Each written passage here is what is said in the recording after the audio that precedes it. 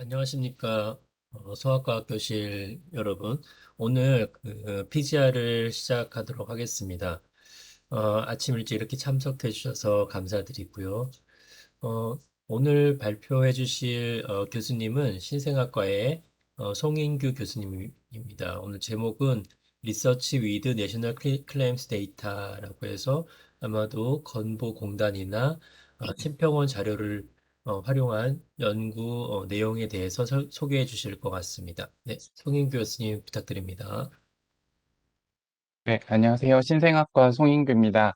먼저 이렇게 PGR에서 강의를 할 수 있는 귀한 기회를 주셔서 감사드립니다.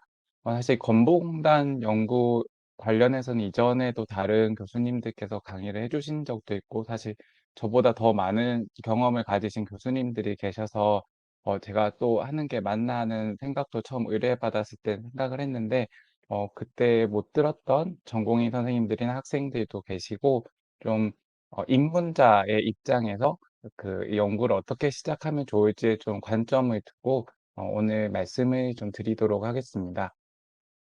음.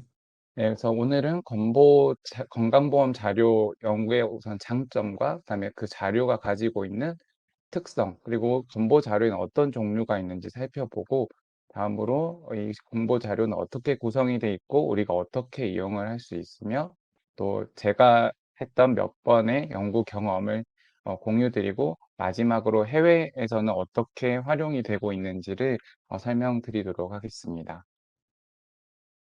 네, 먼저 이제 건강보험 자료 같이 이런 건강보험 자료는 보통은 뭐 전체 국가 단위 또는 뭐 미국 같은 경우는 주별로 아주 큰 대규모 대상으로 보험 자료를 활용해서 연구를 하게 됩니다.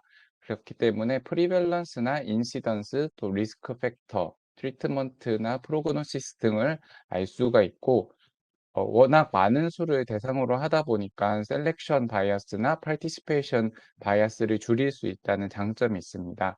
뿐만 아니라 특정 직업이나 지역에 따라 코호트를 구축하기에 용이하고, 또 유병률이 낮은 질환에 대해서 연구가 용이하기 때문에 정책 연구하는 데도 많은 활용을 할 수가 있고, 또 우리나라처럼 아직 그 단위 질환별로 유병률이 정확하지 않은, 그래서 외국 자료를 좀 차용해서 쓰고 있는 나라들의 경우에는 건보 자료를 활용해서 연구를 할 때 도움이 많이 됩니다. 반면에 이 건강보험 자료라는 것은 애초에 시작이 저희 뭐 EMR이라든지 아니면은 진짜 임상시험 자료랑은 다르게 연구를 위해서 처음에 설계된 자료는 아니기 때문에 그걸 끌어당겨서 연구를 함에 있어서 몇 가지 어려움이 좀 있을 수는 있습니다. 그리고 무엇보다 그것은 인과관계를 알기에는 사실 좀 제한점이 있고, 인과관계보다는 연관관계를 알 수 있는 것에 좀 그쳐야 된다는 그런 좀 아쉬운 부분이 있습니다.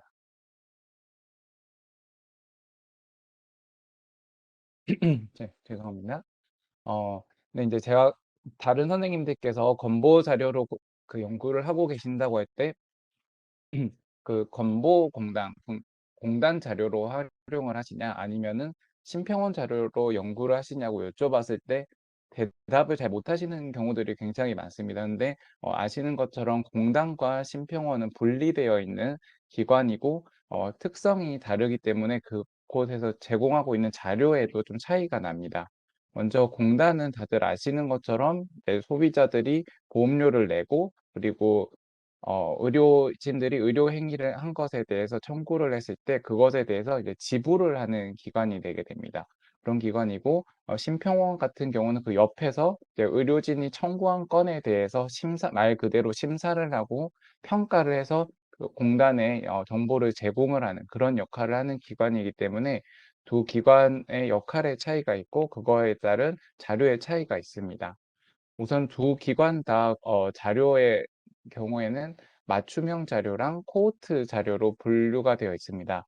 맞춤형 자료는 말 그대로 이제 연구자의 요구에 따라 맞춤형으로 제공을 하는 것이고, 이게 가장 많이 쓰이는 경우이긴 합니다. 그래서 저희가 뭐 특정 질환과 또 특정 치료에 대한 아웃컴을 알고 싶을 때 몇 가지 변수들을 신청을 하면 그게 받아지게 되는 거고, 코호트는 기본적으로 이제 두 기관에서 몇 명의 대상자를 샘플링을 해서 코호트를 구축을 하고 그 자료를 주게 되는데, 사실 건보공단에서는 저희가 좀 더 활용할 수 있는 영유아 건강검진 코호트가 있었고, 또 직장 여성 코호트 이런 부분들이 있었는데, 이용률 저하로 인해서 다음 주 정도, 이번 달부터 어, 이제 제공을 더 이상 하지 않기로 결정을 했다고 공지사항이 있는 것을 보았습니다.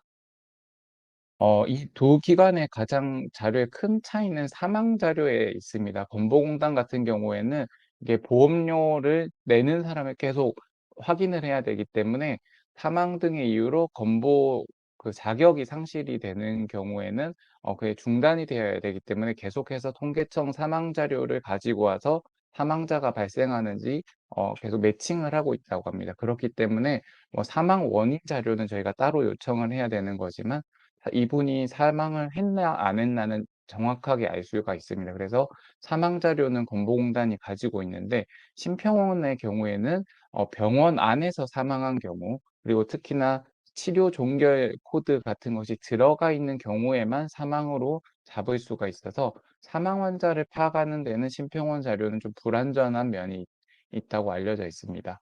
그리고 건보공단은 그쪽에서 각종 검진을 또 운영하기 때문에 건강검진 자료와 연계가 가능한 반면, 심평원 자료로는 할 수가 없고, 또 소득 수준, 환자 거주지 정보도 건보공단에는 있고 심평원에는 없습니다. 그래서 어떤 경우는 심평원에서 발주하는 정책 연구임에도 불구하고 공단에 따로 자료를 요청을 해서 연구를 수행을 해야 되는 경우도 있었습니다. 반면에 이제 공단 자료의 경우에는 지정된 센터에 가서 그 해당 컴퓨터에서 분석을 해야 되는 좀 어려움이 있는데, 심평원도 그런 자료가 있긴 하지만 주로는 원격으로 어느 컴퓨터에서든 받아서 접속을 해서 할 수 있는 그런 장점이 있습니다. 그래서 본인이 설계하는 어떤 연구의 특성에 따라서 어느 자료를 활용을 해야 될지 결정을 해야 되는데, 아무래도 건보공단에서 제공하는 자료들이 더 많다 보니까 이렇게 건보공단을 자료를 활용한 연구가 심평원 자료를 활용한 것에 대해서는 월등히 많은 것을 알 수가 있습니다.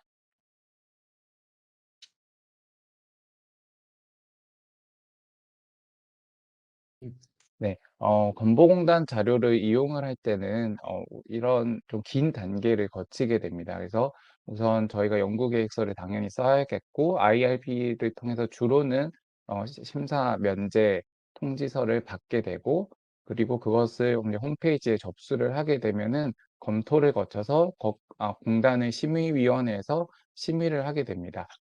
심의를 하고 뭐 보완을 하고 또 재심의를 하다가 이제 주기로 결정이 되면은 공단에서 자료를 추출을 하게 되고, 이 추출까지가 시간이 꽤 걸리게 됩니다. 추출을 하고 난 다음에는 우리가 요청한 대로 추출이 잘 되었는지를, 그거는 원주에 있는 공단 본부에 직접 가서 거기 컴퓨터에서 자료가 다 나왔는지 한번 검증을 하는 과정이 필요하고, 그리고 확인을 한 다음에 이제 돈을 내면은 어, 가상화, 그러니까 클라우드에 룸이 배정이 되게 됩니다. 그러면은 그 이후에는 각 센터에 가서 이제 룸을 접속을 해서 거기서 분석을 하게 되고, 근데 저희가 뭐 EMR처럼 이렇게 완성된 엑셀 파일을 받아서 로우 데이터로 그걸 계속 분석을 할 수 있는 것은 아니고, 반출을 할 수 있는 결과는 그날 분석한 결과, 예를 들면 데모그래픽스를 뽑았다든지 또는 뭐 오즈 레이시오 또는 카이스퀘어 결과를 뽑았다면은 그 결과값만 반출을 하고, 근데 반출을 할 때도 이분들이 다 심의를 합니다. 뭔가 민감한 정보, 개인정보, 기관 정보가 너무 들어가 있는 것은 아닌지 다 심의를 한 다음에 그것을 통과를 하면은 반출을 받을 수 있게 됩니다. 그래서 보통 분석을 해서 반출 신청을 한 다음에 그 심의를 거치는 게 또 적어도 이틀, 길게는 4일 정도 걸려서 분석 결과를 아는 데까지 좀 시간이 오래 걸리게 됩니다. 그런 어려움이 좀 있는 부분이 있고, 그리고 이것을 아까 말씀드렸던 대로 지정돼 있는 분석 센터에 가서 분석을 해야 되는데, 이게 이전에는 원주에만 있을 때가 있었고, 또 한동안은 명동이나 몇 군데 서울에 좀 더 생긴 경우들이 있었고, 최근에는 좀 다양하게 대학이나 대학병원 죄송합니다.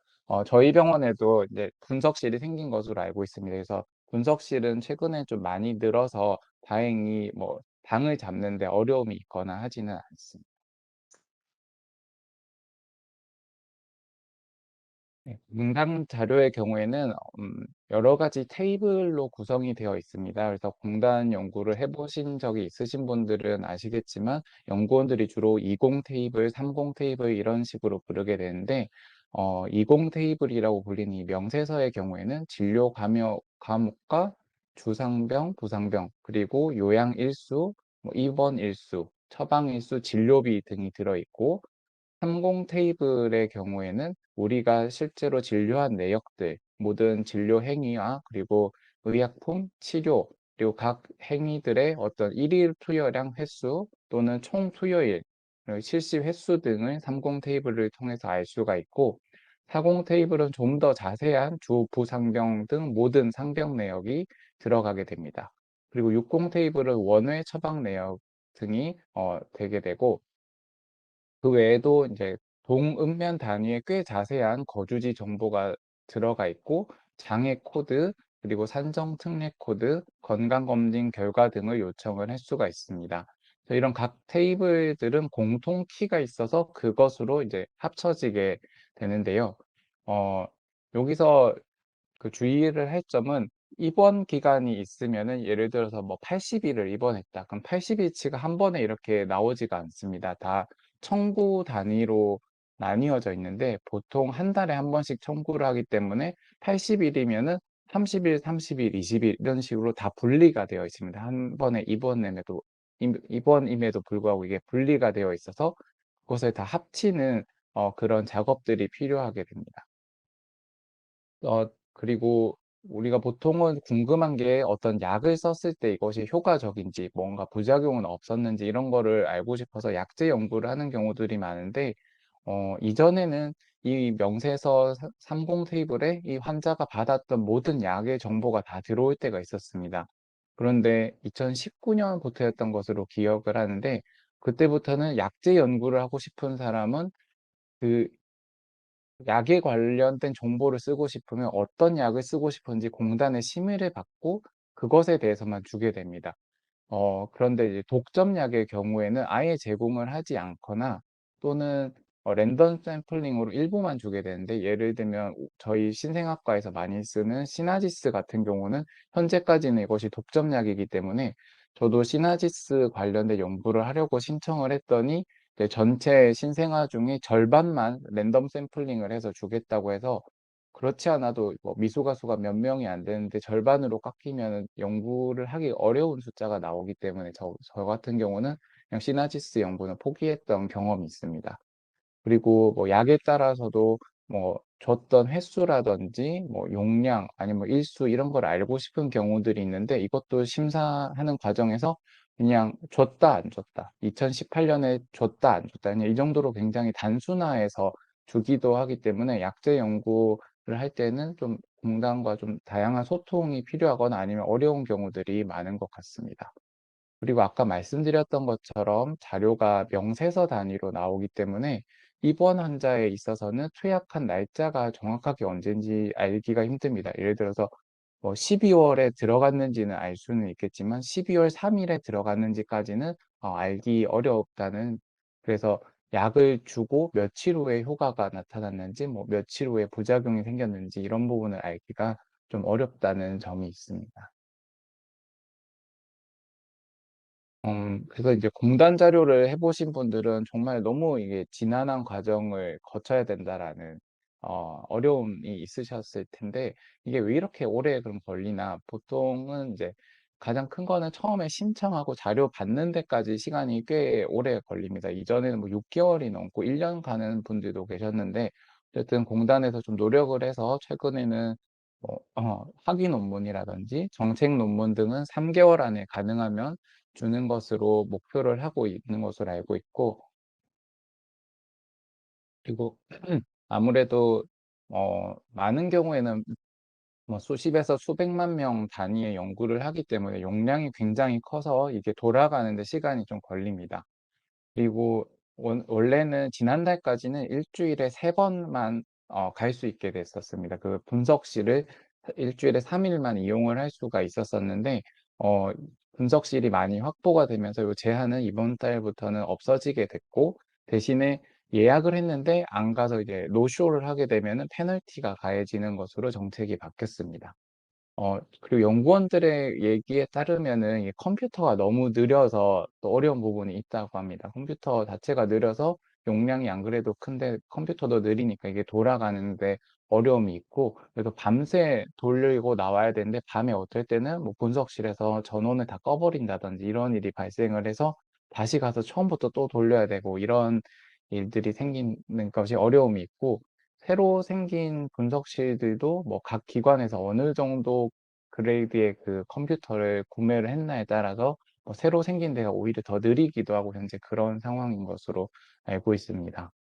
그리고 이제 임상 연구자들 입장에서는 내가 EMR로 이렇게 엑셀로 그냥 쏙쏙 돌릴 때는 그냥 연구 그 상황에 따라서 변수를 마음대로 넣었다 뺐다가 할 수가 있는데, 이게 EMR과 데이터 구조가 다르기 때문에 내가 굉장히 간단한 변수를 추가를 했는데 굉장히 분석하는데 오래 걸리는 경우들이 있습니다. 그게 어떤 경우인지, 이 구조가 어떻게 다른지 한번 보여드리겠습니다.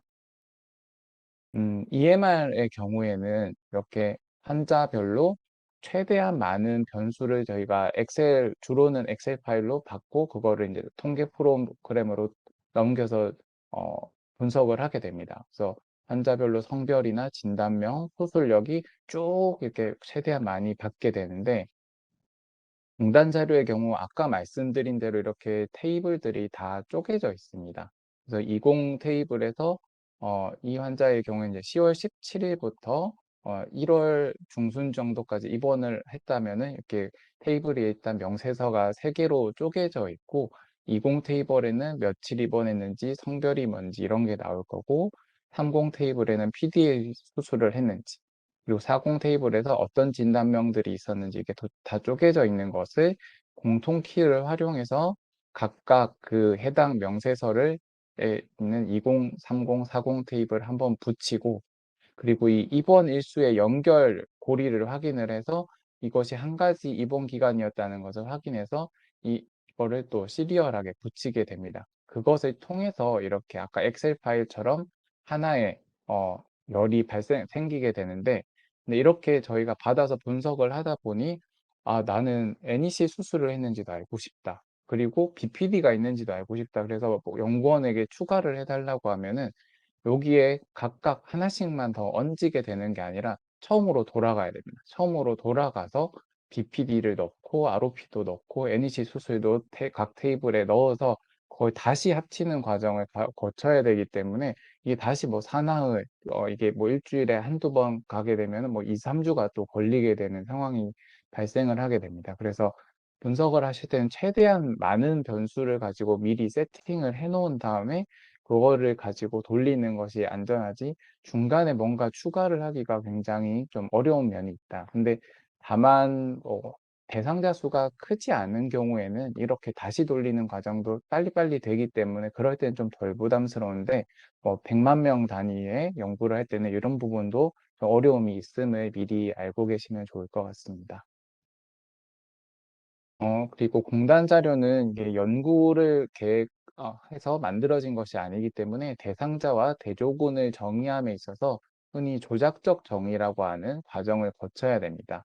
그래서 뭐 단순히 진단명을 가지고 환자 그룹을 디파인을 할 경우에는 일반적으로 너무 많이 잡히거나 너무 적게 잡히거나 해서 한 70% 정도만 일치한다고 알려져 있고, 특히 외래 베이스 질환이나 경증 질환, 또 1차 의료기관에서 주로 보는 질환의 경우에는 이 진단명을 활용하는 것이 부정확한 경우가 많습니다.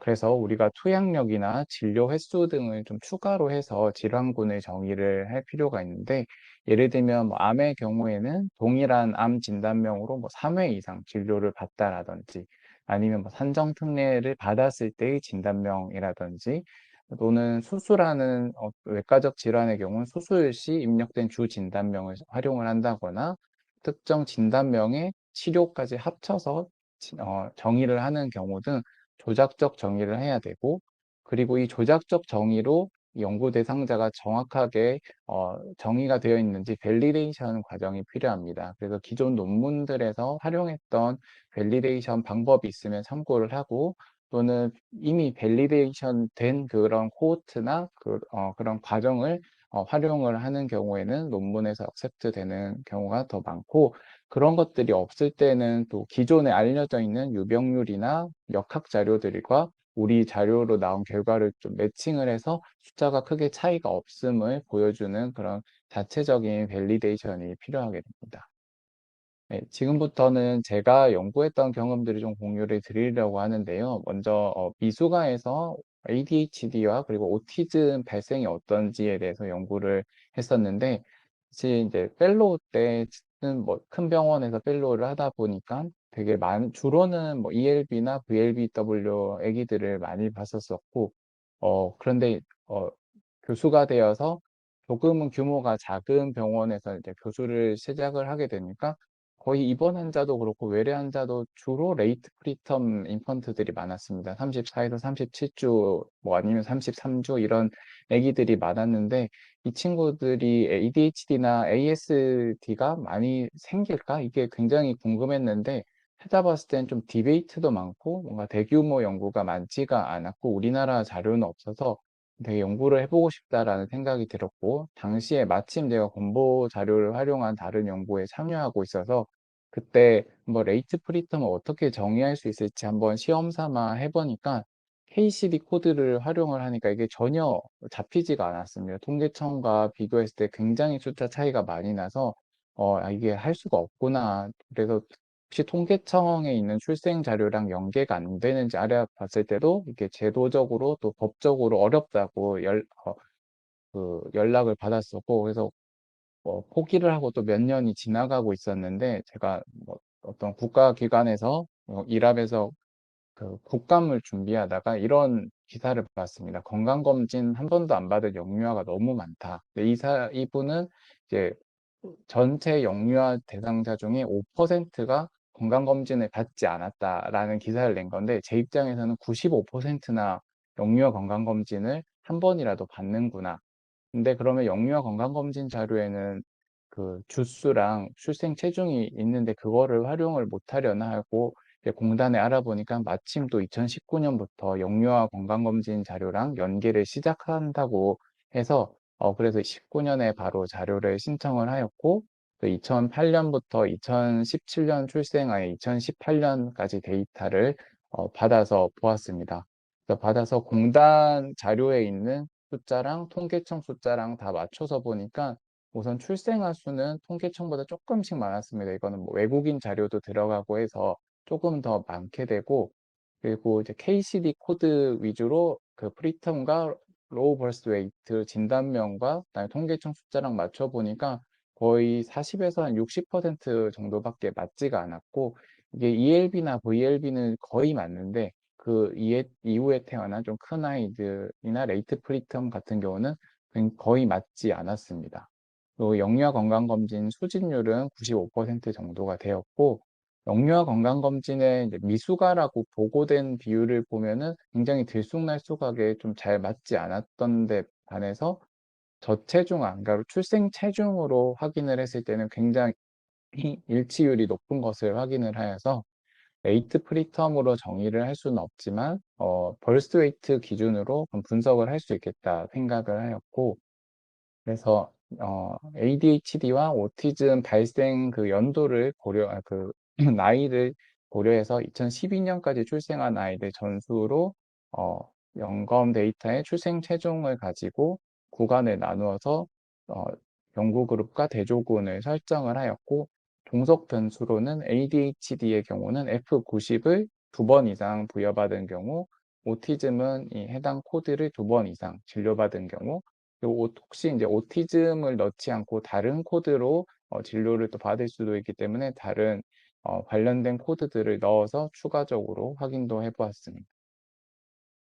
그리고 교란 변수로는 성별을 넣고 또 오티즘이나 ADHD에 영향을 끼칠 수 있는 여러 가지 이제 신생아 시기 질환들을 P 코드, Q 코드, E 코드를 넣어서 확인을 했는데 이게 뭐 굉장히 경한 질환들도 많기 때문에 그런 거는 다빈도 성병을 쭉 확인을 해가지고 제외를 시키고 좀 심각한 질환들 위주로 넣고 교란 변수로 정의를 하였고 소득 수준을 또 교란 변수로 활용을 하였습니다.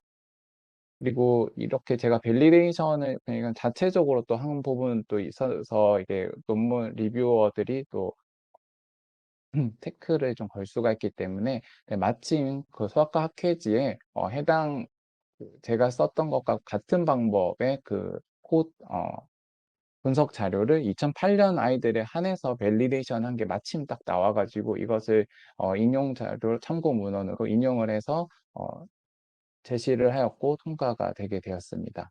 그래서 총 한 240만 명 중에서 사망한 아이들, 연금을 안 받은 아이들, 좀 자료가 부정확한 아이들을 제외하고 210만 명 데이터를 돌렸을 때 보시는 것처럼 정상 출생 체중에 비해서 체중이 작을수록 ADHD와 오티즘의 그 오즈 레이시오가 증가하는 것을 보실 수가 있고 제가 특히나 궁금해했던 1.5에서 한 2.5kg 사이의 아이들도 ADHD와 오티즘의 오즈 레이시오가 꽤 높은 것을 볼 수가 있었습니다. 특히나 그 오티즘이 출생 체중에 좀 더 영향을 더 많이 받는 것으로 확인이 되어서 해당 연구를 논문을 발표하게 되었습니다. 그리고 그 교란 변수로 썼던 그런 질환들이 이들을 다 제외하고 정말 주상기 질환이 전혀 없는 아이들만 가지고 분석을 했을 때도 오즈 레이쇼가 앞서보다는 조금은 떨어지긴 했지만 그래도 한 2배 가량 이렇게 출생 체중이 작은 아이들이 더 높은 것을 확인할 수가 있어서 같이 보고를 하였습니다.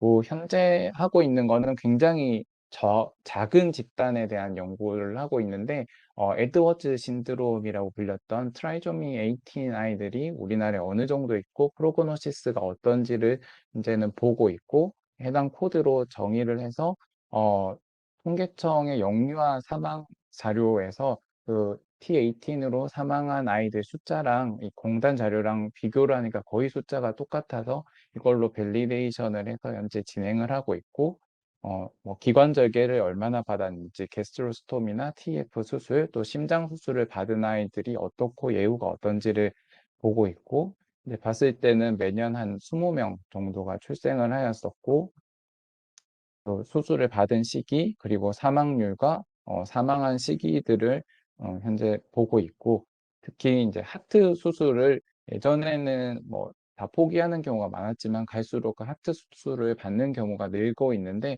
하트 수술을 한 아이들이 이제 하지 않은 아이들보다 좀 더 서바이벌이 길다라는 결과까지 현재 확인을 해서 논문을 작성하고 있습니다.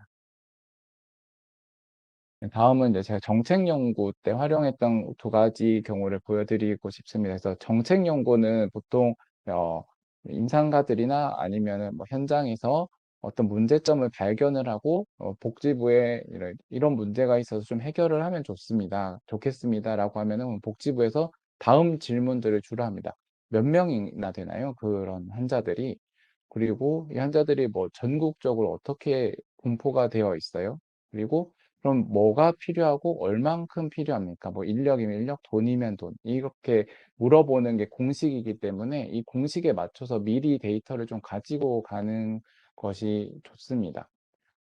그래서 네, 이전에 소아청소년 완화의료 시범 사업을 처음 도입하기 전에 베이스 데이터로 완화의료 대상자를 좀 파악을 할 필요가 있었는데 그때는 이제 전 세계적으로 라이프 리미팅 컨디션 코드라는 ICD 코드 목록을 사용을 합니다. 그래서 이것으로 공단 자료를 통해서 아이들을 이렇게 좀 디파인을 하였고 이 아이들이 뭐 입원을 1년에 얼마 동안 하고 외래는 몇 번이나 보고 응급실은 몇 번이나 오고 이런 부분들을 기본적으로 파악을 하고 그리고 사망을 할 때 주로 어디서 사망을 하냐 다 서울에 와서 사망을 하는지 아니면 집 근처에 사는지 아니면 집 근처의 대도시에 사는지 보았을 때는 이제 집 근처의 대도시에서 하는 경우들이 좀 많은 것을 확인을 하였었고 또 아이들이 입원도 길게 하고 또한 외래도 많이 보기 때문에 입원과 외래를 해서 다 완화 의료를 제공할 수 있는 모델이 필요하다라는 결론을 내었고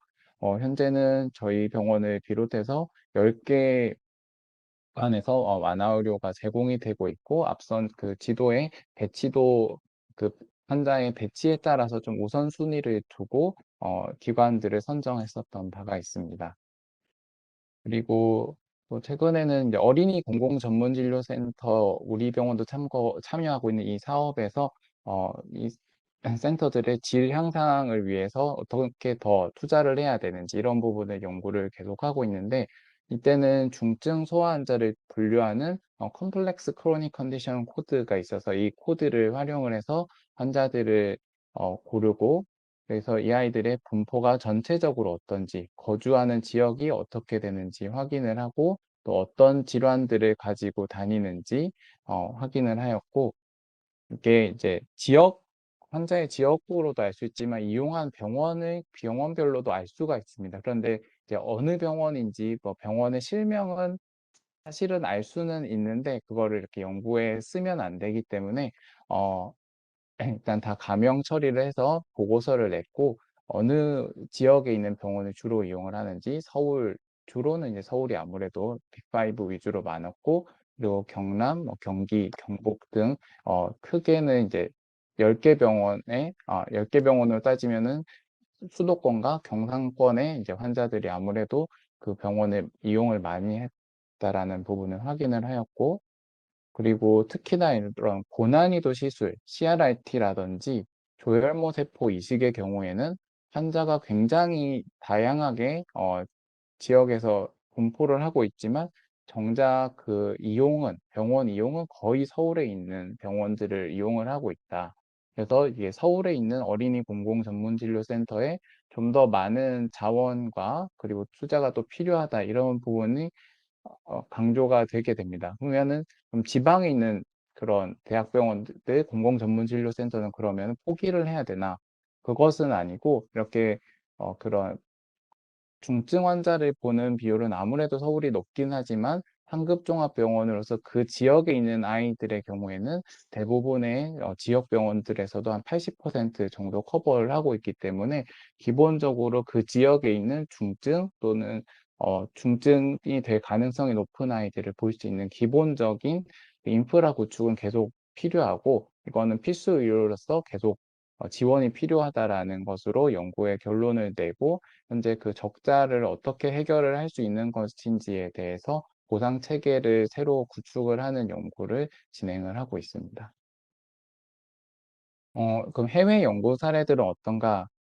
이런 공단 자료를 활용한 공단 자료, 청구 자료, 보험 청구 자료를 활용한 연구의 경우에는 주로 이제 북유럽이나 아니면은 미국의 몇 개 주 또는 어, 대만, 일본 등에서 데이터가 많이 나오고 있는데, 북유럽 위주로 좀 말씀을 드리면은, 이 노드캡의 경우에는 북유럽 주요 4개국인 핀란드, 스웨덴, 노르웨이, 덴마크에서 합동 연구로 어, 이때 출생한 아동 전수의 자료를 쭉 롱텀하게 팔로우업을 하고 있고, 주요 연계 자료로는 선천성 기형 자료, 암 등록 자료, 통계청, 건강보험 자료 등을 연계를 해서 보고 있고, 통계청 자료에서는 교육, 직업, 그리고 사회경제적 지위, 사망 원인 등을 보고 있습니다.